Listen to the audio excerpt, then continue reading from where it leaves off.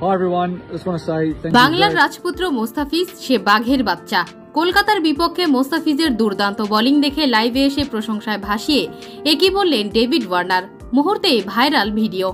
দর্শক, মোস্তাফিজুর রহমান একাদশে ফিরলেন। টানা 2 হারের পর চেন্নাই সুপার কিংসও ফিরল জয়ের ধারায়।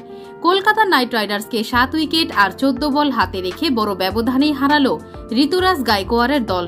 মোস্তাফিজ জাদেজার দুর্দান্ত বোলিংয়ে চেন্নাইয়ের সামনে লক্ষ্য ছিল মাত্র 138 রানের। অধিনায়ক ঋতুরাজ গায়কোয়াড়ের 58 বলে 67 রানের হার না মানা ইনিংসে জয় পেতে একদমই কষ্ট হয়নি চেন্নাইয়ের।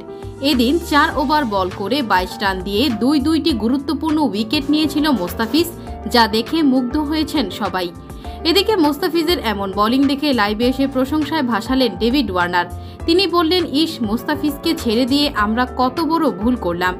আমি বলেছিলাম মোস্তাফিজকে দলে রাখার জন্য, কিন্তু রাখলো না। দেখলেন তো, মোস্তাফিজ বাংলার রাজপুত্র, তার সাথে কারোর তুলনা করা যায় না।